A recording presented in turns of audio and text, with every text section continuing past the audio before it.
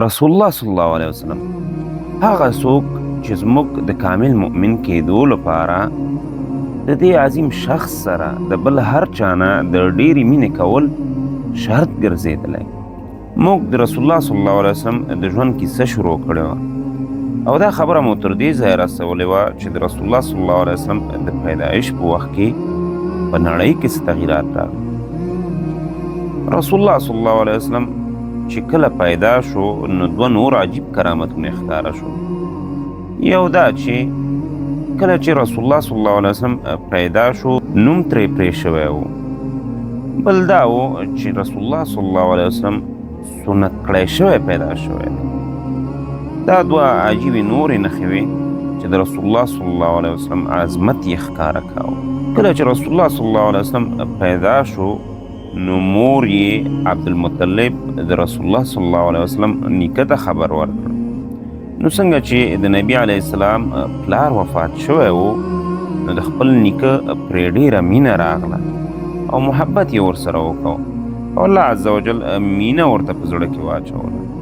نو هغه راغی او خپله یې دا ماشوم واخیست، په څه ټوټه وغیره کې تاو کړ، کعبې ته یې ویوړ. کعبې ته چې کله داخل شو د الله نه یې دعاګانې وغوښتلې او د الله شکر یې وکړ چې الله عز وجل ستا شکر دی چې دا لمسی دې راته راکړ. ځکه دې خلکو الله مانه، خو مشکل دا و چې دوی شریکان ورسره نیول. له دې وروسته یې بیا خپل مور ته ویوړه. نبي علیه السلام ته 3 زنانو شیدې ورکړې وې چې یو یې خپله مور وه، دویم نمبر سویبه په نامه یوه زنانه چې د ابولهب وینځه وه هغې ورته پرې ورکړې وې. ابولهب د نبي علیه السلام تره و. سویبه هغه وینځه وه چې کله د نبي علیه السلام د پیدایش زیری ابولهب ته ورکړل شو چې ستا وراره پیدا شوی، نو ابولهب د ډېرې خوشحالۍ نه دغه وینځه ازاده کړه. د دې نوم سویبه وه. درېیمه زنانه حلیمه سعدیه وه چې رسول الله صلی الله علیه وسلم ته تی ورکړی و. په عربو کې یو عادت و چې خپل ماشومان به یې بانډو ته لیږل، خاص کر مکې والاو به دا کار کوو. نورو زنانو ته به یې ورکړ چې هغوی به په بانډو کې اوسېدل او هغوی به ورته تی ورکاوه. دا کار یې ولې کاوه؟ یو دا و چې زنانه به خپل خاوند خدمت ته اوزګارې شي. دویمه خبره دا وه چې د دې ماشومانو عربي پخه شي، ځکه چې په ماشومتوب کې د ماشوم ذهن ډېر قوي وي او هغه اصلي عربي د دې ماشومانو ذهنونو ته انتقال شي. مکې کې ولې عربي نه زده کېده؟ ځکه دوی هم عربانو. څه دلیل به و؟ بلکل داسې وه. دغه عربانو په مکې کې عرب اوسېدل، خو دلته د مختلفو علاقو نه د حاجیانو راتګ په وجه د دوی عربي خرابه شوې وه. لکه اوس هم په عربو ملکونو کې د مختلفو ژبو اوسیدونکو له وجې د عربي هغه فصاحت په ډېرو عربو کې نه دی پاتې. بله فایده دا وه چې په بانډو کې به د دې ماشومانو بدنونه قوي کېدل. نسبتاً ښار ته د بانډو هوا او محیط داسې وي چې د ماشوم د بدن په قوت کې ډېره فایده لري، نو ځکه دوی ماشومان بانډو ته لیږل. بله دا وه چې په مکه مکرمه کې وباګانې او مرضونه به ډېر ول. د دوی د ذهن مطابق دغه حاجیانو به دا ځان سر راوړل، نو ځکه د دوی نظر دا و چې د دې مرضونو نه ماشومان په امان کې پاتې شي او بانډو ته ولیږل شي. نو دا مختلفې ګټې دوی ته په دې کار کې ښکارېدې، ځکه یې خپل ماشومان نورو زنانو ته ورکاوه تر څو بانډو ته یې یوسي. د هغه زنانو پکې څه ګټه وه چې راتلل او دا ماشومان یې بیول. د هغوی پکې ګټه دا وه چې میاشت په میاشت به د دې ماشوم پلار توب او هلته به یې د هغه زنانه اکرام کاوه او پیسې به یې ورته ورکول او مننه به یې ترې کوله. نو دغه ګټې په وجه هغه زنانه راتلې او د مکې نه یې ماشومان بیول او پی به یې ورته ورکول. عموماً په بانډو کې به ډېر غریب خلک اوسېدل، نو ځکه دې کار ته محتاج ول. نو په دې کې د سعد بن بکر یو قبیله وه، د هغې نه څه زنانه راغلې مکې ته. یوه زنانه پکې حلیمه سعدیه وه، د خاوند نوم یې حارث دی.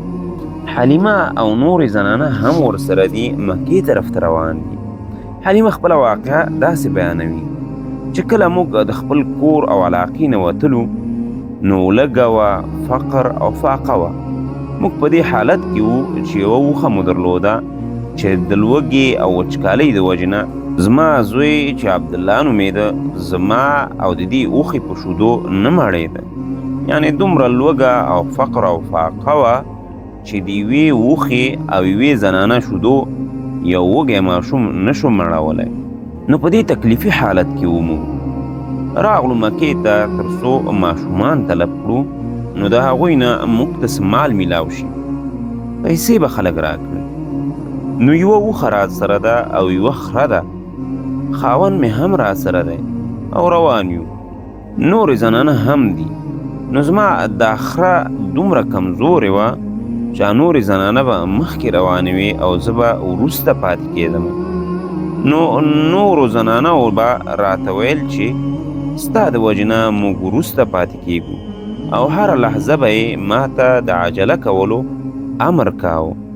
ویلې به یې، نو ما به ورته ویل چې زه څه وکړم، سورلۍ مې کمزورې ده. نو په دې تکلیف حالت کې موږ مکې ته ورسېدو. په دې کې زنانه راولګېدلې د مالداره خلکو، د چا چې څه ناڅه مال ورسره و د هغوی بچي راواخیستل. زه ماشومانو پسې وګرځېدم، ما ته هېڅوک میلاو نه شو سوا د محمد علیه السلام نه چې دغه یو ماشوم میلاو شو. نو ما وویل چې په ده به څه وکړو چې دا ځان سره یوسو.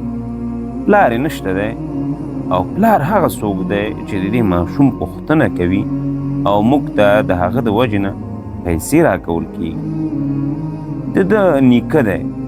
نیکه په خپل لمسي باندې چېرته دومره شفقت لري چې هغه ما ته میاشت په میاشت رسیدګي کولی وشي او پیسې راکړي، او هغه به ماله څه راکړي. وایي ایسته موږ د مکې نه ووتلو. نورو زنانو ماشومان واخیستل، هغوی هم ووتل.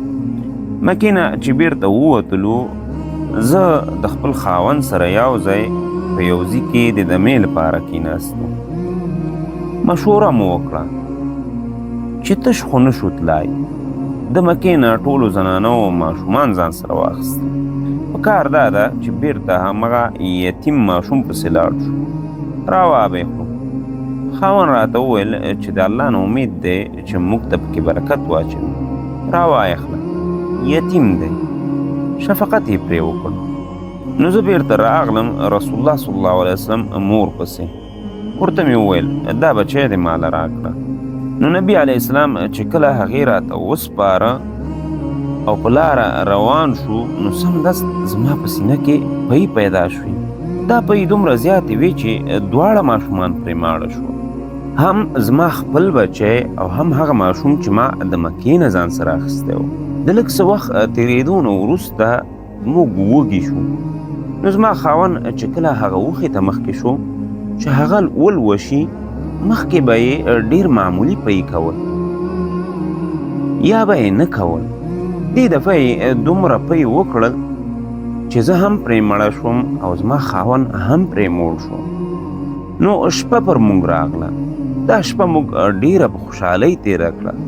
او بله دا چې کومې خرې باندې چې زه سواره ومه، هغې کې دومره تیزي او چالاکي الله عز وجل پیدا کړه چې د ټولو زنانو نه مخکې شوه.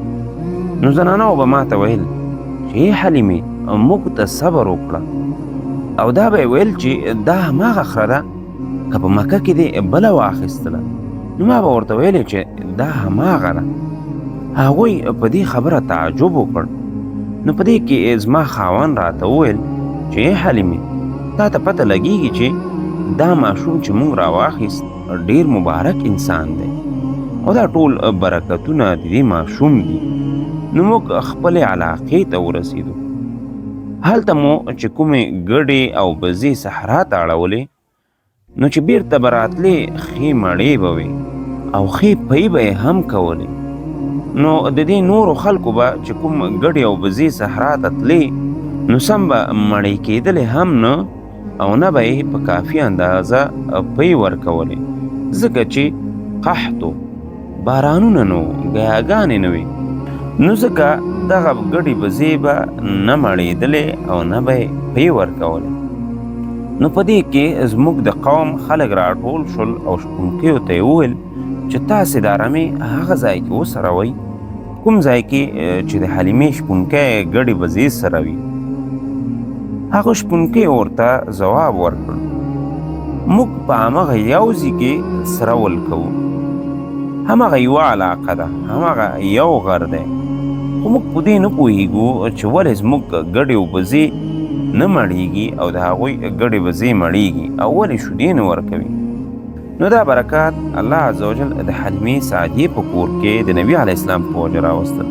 موږ دا موضوع تر دې ځایه راورسوله دا چې مخکې څه پېښ شول او څه به پېښېږي په دې به په بلې ویډیو کې بحث کوو تر بلې ویډیو د الله په امان السلام علیکم ورحمة الله وبرکاته